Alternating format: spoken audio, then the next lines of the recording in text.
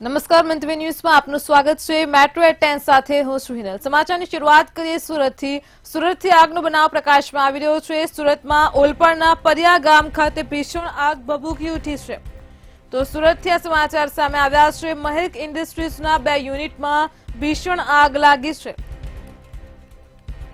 લુમ્સના કારખાનામાં આગ લાગતા જ નાસભાગ મચી જવા પામી છે। અફરાતફરીનો માહોલ જોવા મળ્યો છે। જોતજોતામાં જ આગે વિકરાળ સ્વરૂપ પણ ધારણ કર્યું છે। 5 ફાયર ફાઈટરની ટીમ ઘટના સ્થળે પહોંચી છે। આગ ઉપર પાણીનો મારો ચલાવી કાબુ મેળવવાનો પ્રયાસ હાથ ધર્યો છે। તો સુરતના એક કારખાનામાં ભીષણ આગ લાગી છે। આગ લાગવાનું કારણ હજુ પણ અકબંધ છે। આગની ઘટનાને પગલે ધુમાડાના ગોટે ગોટા દૂર દૂર સુધી જોવા મળ્યા છે। વધુ ફાયરની ટીમે મેજર કોલ જાહેર કર્યો છે।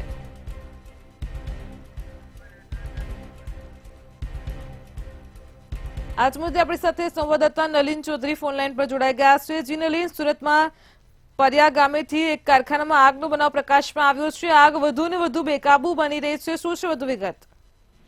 જી બિલકુલથી સુરત ગ્રામ્ય વિસ્તારમાં આવેલ ઓલપાડના પરિયા ગામ ખાતે મહેક ઇન્ડસ્ટ્રીઝના 2જા યુનિટમાં જે ભીષણ આગ લાગી છે। લુમ્સના કારખાનામાં આગ લાગતા નાસભાગ મચી હતી। જોકે જોતજોતમાં જે આગ છે તેણે વિકરાળ સ્વરૂપ ધારણ કર્યું હતું, જેથી હાલ 5થી વધુ જે ફાયરની ટીમ છે ઘટના સ્થળે પહોંચી છે અને પાણીનો મારો ચલાવી આગને કાબુમાં લેવાના પ્રયાસો છે તે હાથ ધરવામાં આવ્યા છે।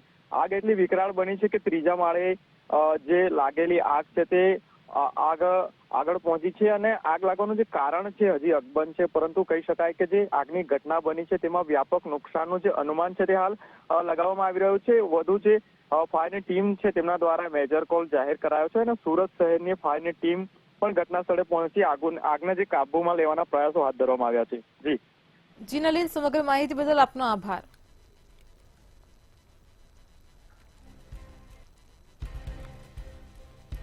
સુરતના ઓલપાડના પરિયા ગામથી આગનો બનાવ પ્રકાશમાં આવ્યો છે। લુમ્સના કારખાનામાં ભીષણ આગ ભભૂકી ઉઠી છે। આગની ઘટનાને પગલે ધુમાડાના ગોટે ગોટા દૂર દૂર સુધી જોવા મળ્યા છે। હાલ તો 5થી વધારે ફાયર ફાઈટરની ટીમો ઘટના સ્થળે પહોંચી છે।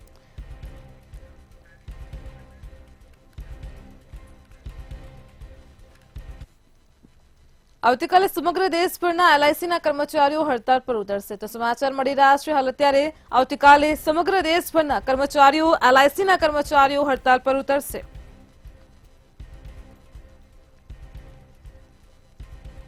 એલઆઈસી કર્મચારીઓની ભરતી સહિતના પ્રશ્નોને લઈને હડતાળ પર એલઆઈસીના કર્મચારીઓ ઉતરશે, જેમાં સમગ્ર દેશભરના કર્મચારીઓ જોડાશે। રાજકોટ ને સૌરાષ્ટ્રમાં એલઆઈસી કચેરીમાં કામગીરી થંભી ગઈ છે। All India insurance employees association દ્વારા હડતાળ કરવામાં આવશે।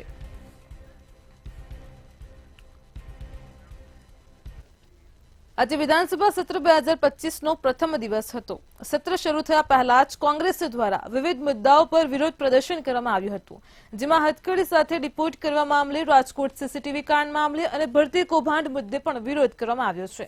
તો બીજી તરફ ડાંગરના પોષણક્ષમ ભાવ ન મળતા વિરમગામના ખેડૂતો દ્વારા પણ ગાંધીનગર ખાતે વિરોધ પ્રદર્શન કરવામાં આવ્યું છે અને વિરમગામના એમએલએ હાર્દિક પટેલ સામે પણ સૂત્રોચ્ચાર કર્યા હતા।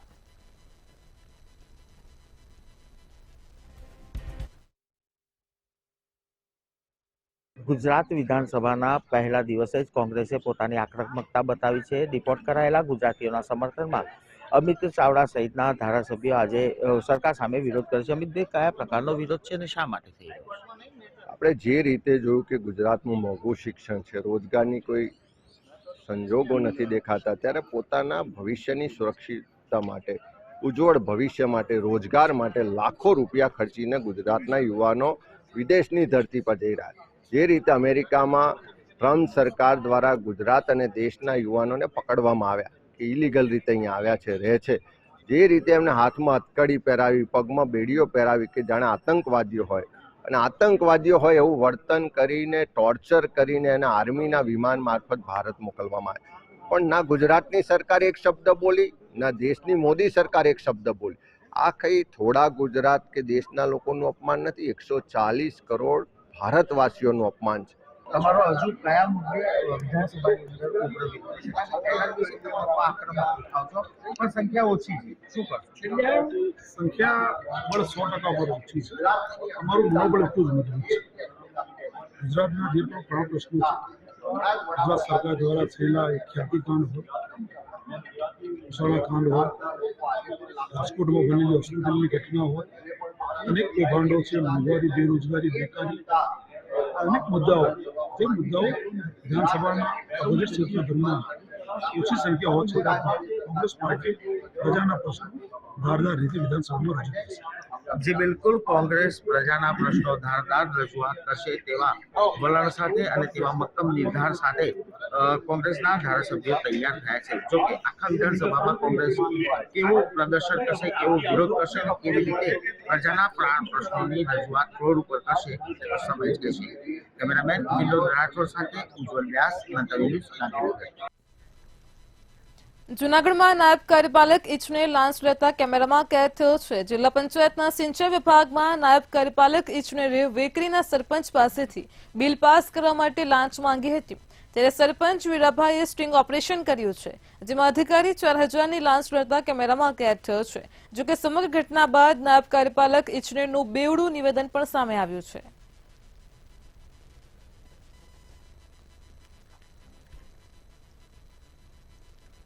એક મહિનો દિવસ થયા મારી ફાઇલની અંદર સાઇન કરાવવા માંગતો હતો, પરંતુ મને વારંવાર પૈસાનું કહેતા કે 5 લાખની ગ્રાન્ટ છે, તમારે 5000 આપવા પડશે. અને આજે એના ઓડિયો અને એના વિડીયો તમામ રેકોર્ડ કરી અને મેં આની પહેલા પણ એસીબી વાળાને પણ મેં અમદાવાદ ફોન કરેલ તો એની મને જુનાગઢનું કીધું, જુનાગઢ મેં ફોન કર્યો તો જુનાગઢનો ફોન એટેન્ડ જ ન થયો. ફરી વખત મેં પત્રકારો અને મીડિયા વાળા મારફત આ વસ્તુના પ્રૂફ ઓડિયો અને વિડીયો સાથે આપેલ છે. હવે હું કલેક્ટર સાહેબ અને તાલુકા જિલ્લા વિકાસ અધિકારી સાહેબને મારા તરફથી રિક્વેસ્ટ કરું છું કે આવા લાંચિયા અધિકારીઓમાંથી એક્શન લેવામાં આવે. હું એક 15 વર્ષ ત્યાં જૂનો સરપંચ છું, તો મારી ઉપર આવા કારનામા થતા હોય તો બીજા સાધારણ સરપંચોની પરિસ્થિતિ શું થતી હશે? પૈસા માંગો છો? ના પૈસા માંગતા જ નથી. પૈસા હું કામ માંગુ? શું કરવા, કઈ કારણ તો હોવું જોઈએ ને. સાહેબ, આ વીરાભાઈ પાસેથી તમે પૈસા લેતા હોય એવા વિડીયો પુરાવો છે, તમે પૈસા લઈ ગણો છો, ખીચામાં નાખો છો, છતાં આપ ઇનકાર કરો છો. વિડીયો પુરાવો છે, શું કહેશો?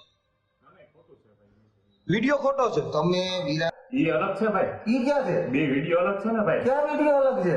ઈ મારા તો ઈ મારા જ ગણું છું ને ભાઈ. એમ ક્યાં તમારા? એમાં ક્યાં ઓલી નોટ? કઈ નોટ? સિરિયલ નંબર જો. અરે તમને ખીચામાંથી કાઢીને વીરાભાઈએ પૈસા દીધા. ઈ નથી ભાઈ. તો ઈ નથી. તો ઈ ક્યાં છે? ક્યાં? તમને વીરાભાઈએ ખીચામાં પૈસા જે નોટો કાઢી દીધી ઈ ક્યાં? ઈ તો મને થોડી ખબર હોય ભાઈ. એટલે તમે ખીચામાં જ નાખી દીધી. આ દીધા તો ખરી તમે અમને. આ ઈ નથી ભાઈ. આ પછી એના પૈડા ઈ કહું છું. ઈ ક્યાં પડ્યા પણ અહીંયા? આ ઈ છે, આ પૈડા ઈ છે. ક્યાં પડ્યા પણ? હે? ક્યાં પડ્યા? આ નીચે પૈડા. ક્યાં પણ ઈ વિડીયોમાં આ નીચે ક્યાંય પડતા જ નથી એના પૈસા. ભાઈ તમારા સાહેબ કોણ છે? રાજકોટની હોસ્પિટલમાં મહિલાઓના સારવાર દરમિયાનના ચેકઅપના સીસીટીવી વેચાણ કૌભાંડનો મામલો પ્રકાશમાં આવ્યો હતો. ત્યારે અમદાવાદ ક્રાઇમ બ્રાન્ચે 6 ટીમો બનાવી અલગ અલગ રાજ્યમાં દરોડા પાડ્યા હતા. તપાસના તાર ઉત્તર પ્રદેશ અને મહારાષ્ટ્ર સહિતના રાજ્યોમાં પહોંચ્યા છે. મળતા અહેવાલ પ્રમાણે ટેલિગ્રામ એપ્લિકેશન માટે સબસ્ક્રિપ્શન લેનાર એડમિનની ઓળખ થઈ છે. ક્રાઇમ બ્રાન્ચે 2 શખ્સોને મહારાષ્ટ્રથી દબોચ્યા છે. વોશરૂમ કે કોઈ યુઝ કરીએ છીએ તો એ જગ્યાએ એક વખત ખરાઈ કરી લેવી કે કોઈ અસામાજિક તત્વો દ્વારા હિડન કેમેરા લગાવવામાં આવેલા છે કે નહીં, કે જેના લીધે આપણી ગરિમા પર પ્રહાર થઈ શકે છે. તો એ એક ખાસ કાળજી રાખવી કે સચેત રહી અને આ પ્રકારની કોઈ પણ ઘટના જો દેખાય છે કે અહીંયા હિડન કેમેરા લગાવેલા છે તો ત્યાં જે મોલ કે કોઈ બી સંસ્થા છે તેના માલિકને જાણ કરવી અને ઉપરાંત પોલીસ સ્ટેશનમાં આની ફરિયાદ તાત્કાલિક નોંધાવી દેવી, જેથી કરીને આ પ્રકારની અસામાજિક પ્રવૃત્તિઓ ઉપર આપણે પ્રહાર કરી શકીએ અને તેમને નાબૂદ કરી શકીએ. રાજકોટની પાલ હોસ્પિટલમાંથી થયેલ લીક કાંડમાં અમદાવાદ ક્રાઇમ બ્રાન્ચ અને સાયબર ક્રાઇમે 2 આરોપીઓની મહારાષ્ટ્રથી ઝડપી લીધા છે. તેમજ ઉત્તર પ્રદેશના પણ 4 ટીમો કામે લાગી છે. તો સાયબર ક્રાઇમ દ્વારા મહારાષ્ટ્રના સાંગલી અને લાતુરમાંથી 3 ઇસમોની અટકાયત કરવામાં આવી છે. તમને જણાવી દઈએ કે પાલ મેટર્નિટી હોસ્પિટલમાં મહિલાઓની ચેકઅપની ક્ષણોના વિડીયો યુટ્યુબ અને ટેલિગ્રામમાં વાયરલ કરવામાં આવ્યા હતા.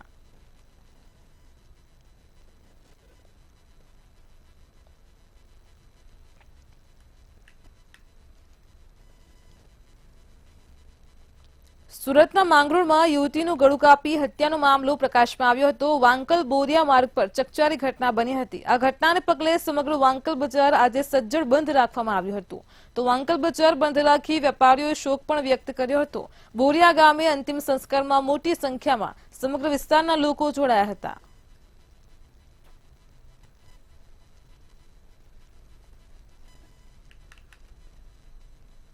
અમદાવાદના નારોલમાં મિત્રએ જ મિત્રની હત્યા કરી હોવાનો કિસ્સો સામે આવ્યો છે. નજી બાબતમાં બંને મિત્રો વચ્ચે બોલાચાલી થઈ હતી અને ત્યારબાદ હત્યા કરવામાં આવી છે.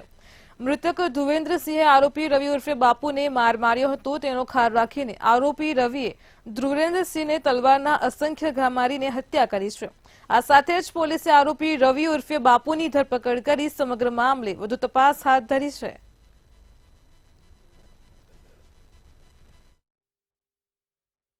ગઈકાલે સાંજના 8 વાગ્યાના સુમારે નારોલ પોસ્ટેના રંગોલીનગર વિસ્તારની બાજુમાં ટોરેન્ટની ઓફિસ પાસે આવેલા ગ્રાઉન્ડમાં ધ્રુવેન્દ્રસિંહ સન ઓફ રાજાસિંહ રાજાવતની હત્યા થઈ. જે અનુસંધાને તાત્કાલિક ડીસીપી સાહેબ અને એસીપી સાહેબની સૂચનાથી અલગ અલગ ટીમો બનાવી આરોપી પકડી પાડવામાં આવ્યા. આરોપીનું નામ છે રવિ ઉર્ફે બાપુ અમૃતભાઈ બોરાણા. વડોદરા મહાનગરપાલિકામાં છેલ્લા 2 દિવસથી બજેટ સત્રને લઈને સભાનું આયોજન કરવામાં આવી રહ્યું છે. જેમાં પાલિકાના 76 જેટલા નગરસેવકો હાજર રહીને શહેરના વિકાસના કામોને વેગ કેમ મળે તે અંગેની ચર્ચા વિચારણા કરી રહ્યા છે. તો શાસક પક્ષના નગરસેવક આશિષ જોશી દ્વારા જાહેર ખબર વિભાગની કામગીરી ઉપર સવાલ ઉભો કરવામાં આવ્યો છે. તેમણે શહેરમાં 2500 થી વધારે ગેરકાયદે હોર્ડિંગ્સ તેમજ બેનર બોર્ડને લઈને પણ સવાલ ઉઠાવ્યા છે.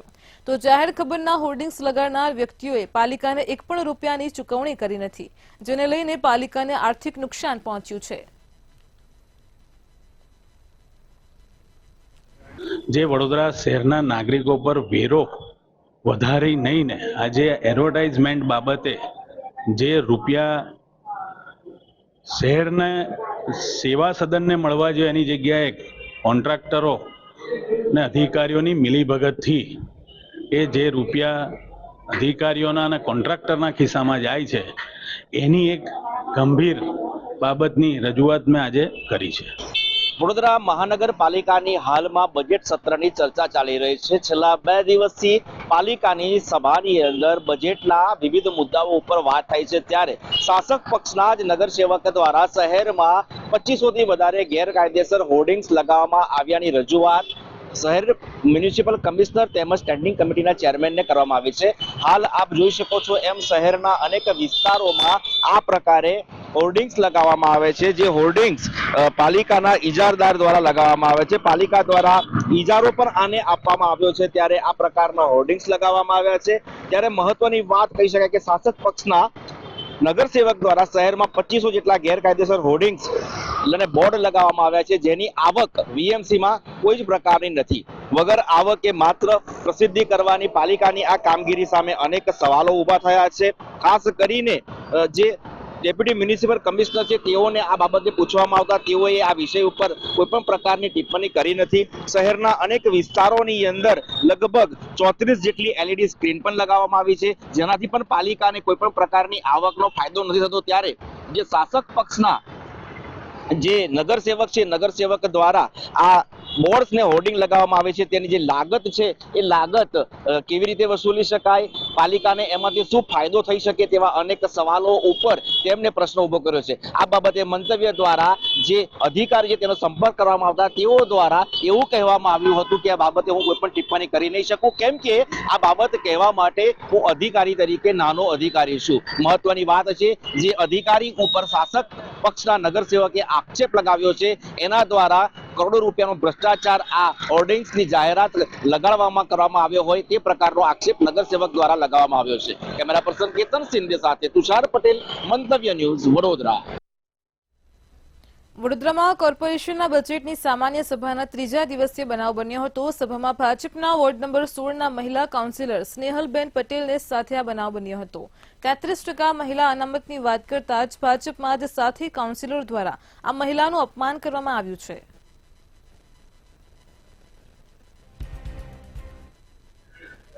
તબિયત મારી 4-5 દિવસથી ખરાબ જ છે. એના કારણે જ હું સભામાં બોલી પણ નથી અને આજે તો આટલો અવાજ બી નીકળે છે, પણ ખાંસી મને વધુ થાય છે.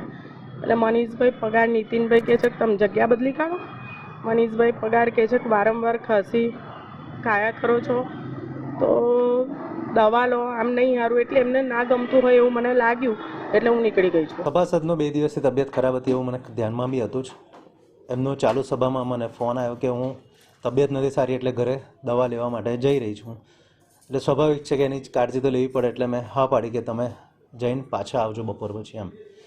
અને પછી એમની સાથે હું બહાર કાળજી લેવા માટે કે ભાઈ શું થયું છે, વધારે થયું તો હું મારી કોઈકને વ્યવસ્થા કરીને એમને ઘરે પહોંચાડું એમ. પણ તમારા માધ્યમથી બીજું કંઈ ખબર બી પડી છે, એટલે હું એમને બી અને બીજા સભાસદો છે એમને સાથે વાત કરીશ આ મામલા માટે.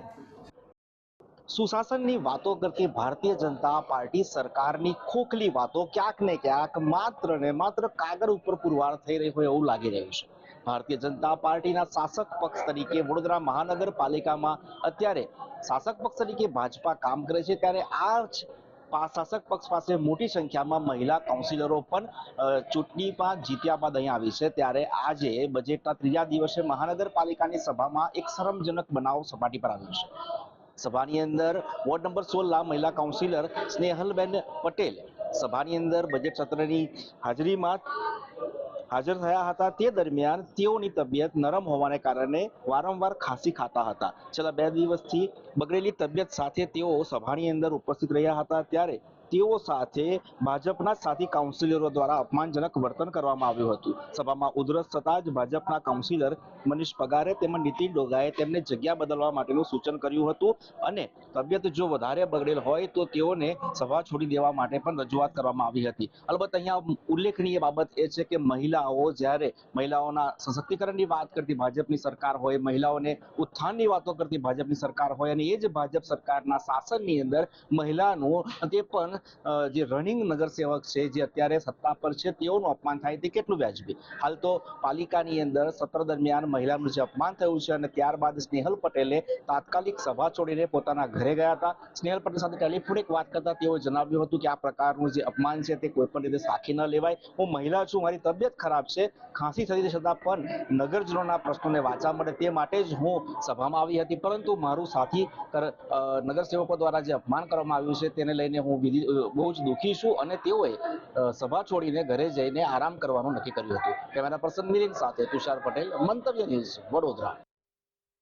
રાજકોટ મહાનગરપાલિકાના જનરલ વોર્ડમાં હોબાળો થયો હતો. વિપક્ષ નેતા વસરામ સાગઠિયા સહિત કોંગી કોર્પોરેટરોને બોલવા દેવામાં ન આવ્યા અને આ સાથે જ વસરામ સાગઠિયાએ કહ્યું કે બજેટ બોર્ડમાં વિપક્ષને બોલવાનો સમય જ ન આપવામાં આવ્યો તેવા આક્ષેપ કર્યા છે.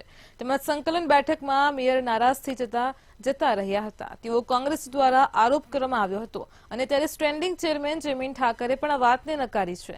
વધુમાં મેયર નયનાબેન પેઢડિયાએ મજાક ચાલતી હોય તેવી વાત કરી હતી.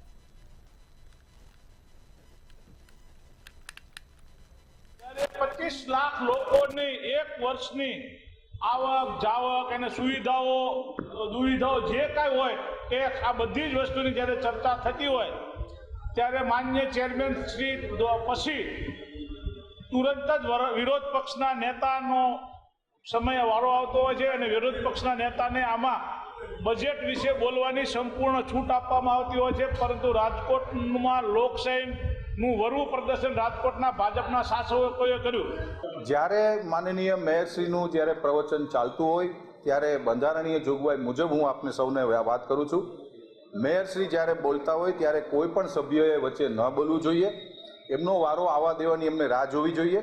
ભારતીય જનતા પાર્ટીના 8 સભ્યો જ્યારે બજેટને વધાવતા હોય, બજેટ વિશે એમના સૂચનોની જ્યારે વાત કરતા હોય છે ત્યારે વિપક્ષ વચ્ચે બોલવું એ અયોગ્ય છે. એમને પણ સમય આપવામાં કાયમ આવતો હોય છે, પરંતુ જ્યારે મેયર બોલતા હોય છે, માન્ય મેયરશ્રીના બંધારણીય જોગવાઈ મુજબ જ્યારે બેન નયનાબેન પેઢડિયા જ્યારે એનું પોતાનું પ્રવચન આપતા હોય ત્યારે કોઈ સભ્યોએ વચ્ચે ન બોલવું જોઈએ. સંકલનની બેઠકમાં જે મુદ્દા હતા તે મુદ્દા ઉપર ચર્ચા થઈ ગયેલી. પછી ઓફિસની અંદર મારે કામ હોય તો તે કામકાજ અને તેમ પાછું આજે બજેટનું જે રિપોર્ટિંગ કરવાનું હોય તો તેના માટે થઈને થોડીક વધારે કામગીરી હોય તો સંકલન બેઠક પૂરી થઈ ગયા પછી હું મારી ઓફિસની અંદર પાછી જે કામગીરી કરવાની મેયરને થતી હોય તે કામગીરીમાં જોડાઈ ગઈ હતી. તેમને બોલવા માટેનો અમે સમય આપેલો હતો, પણ જ્યારે જનરલ બોર્ડનો સમય પૂરો થઈ જતો હોય ત્યારે એના સમયને અમે ચોક્કસપણે સાંભળેલું છે. જૂનાગઢની માંગરોળ નગરપાલિકામાં ભાજપની સત્તા નક્કી છે. નગરપાલિકામાં ભાજપને કોંગ્રેસને 15 બેઠકો મળી છે, જ્યાં બસપાના ઉમેદવારોએ ભાજપને સમર્થન આપતા ભાજપને બહુમતી મળી છે. બહુજન સમાજવાદી પાર્ટીના 4 ઉમેદવારોએ ટેકો જાહેર કર્યો હતો. આ સાથે જ બસપાના સમર્થનથી ભારતીય જનતા પાર્ટી સત્તા ઉપર આવશે, તેમજ 19 સભ્ય સંખ્યા સાથે પાલિકામાં સત્તારૂઢ ભાજપ થશે.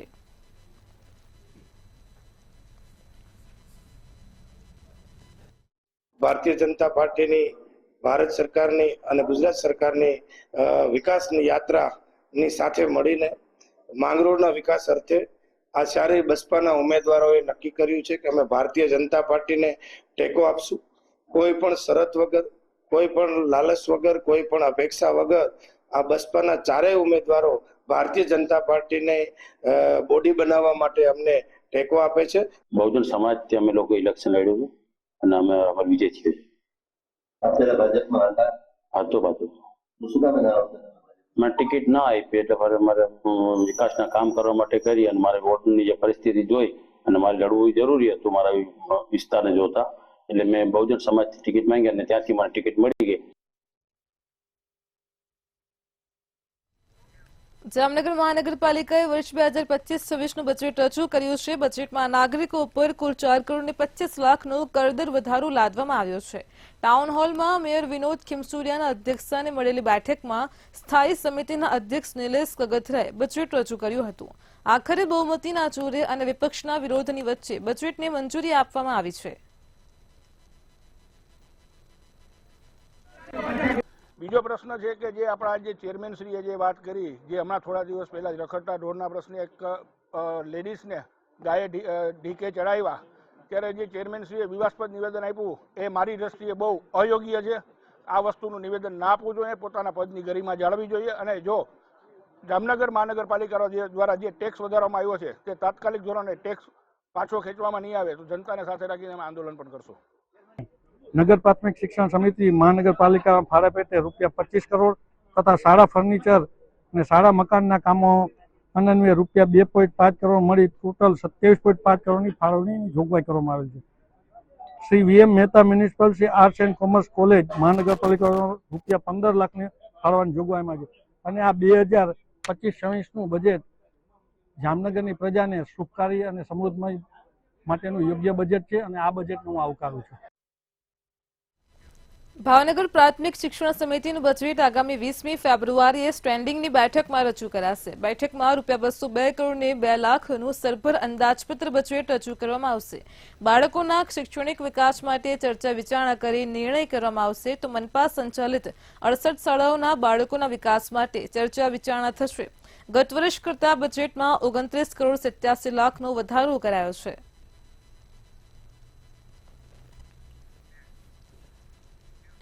જૂનાગઢમાં મહાશિવરાત્રીના મેળાને લઈને તંત્ર અને સાધુ સંતોની બેઠક યોજાઈ, જેમાં સાધુ સંતો દ્વારા મેળામાં વિવિધ સુવિધાઓમાં વધારો કરવાની રજૂઆતો કરી છે. તો ઉનાળાની શરૂઆત થઈ ગઈ હોવાથી પાણીની વ્યવસ્થા અને મેળામાં આવતા શ્રદ્ધાળુઓ પર રિસર્ચ કરવા અંગે પણ ચર્ચા થઈ હતી.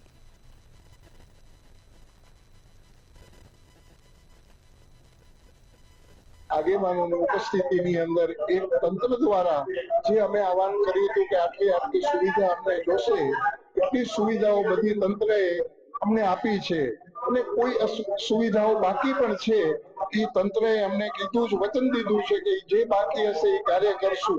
પણ મેં હમણાં એ જે પરિસ્થિતિ જોવા જઈએ તો ગિરનારની અંદર એક પ્લાસ્ટિક બેન્ડ છે, તો એ તંત્ર સાથે જયારે વાત કરતા તો તંત્રને અમે કીધેલું છે એ પ્રભુ એની અંદર જે કાંઈ ખર્ચ થશે, પ્લાસ્ટિકના મોટા ટાંકા, પ્યાઉ, નળ, આ તે, એના માટે અમે સાધુ સમાજ પણ તૈયાર છે. આ બેઠકમાં તમામ પાસેથી જરૂરી જે સૂચનો છે મેળવવામાં આવ્યા છે. મેળાની તૈયારી વહીવટી તંત્રે લગભગ 1 મહિના પહેલાથી શરૂ કરી દીધી હતી અને એના માટે 13 અલગ અલગ જેટલી સમિતિઓ બનાવવામાં આવી છે અને આ વર્ષે જેમ દર વર્ષે થાય છે એ પ્રમાણે રોડ રસ્તા, પાણીની વ્યવસ્થા, સ્વાસ્થ્યની સુવિધાઓ, ફાયર ફાઈટર, તરવૈયાઓ, એની સાથે સાથે તમામ સુવિધા જે ભાવિકો આવનાર છે એમના માટે અમે ગોઠવી છે.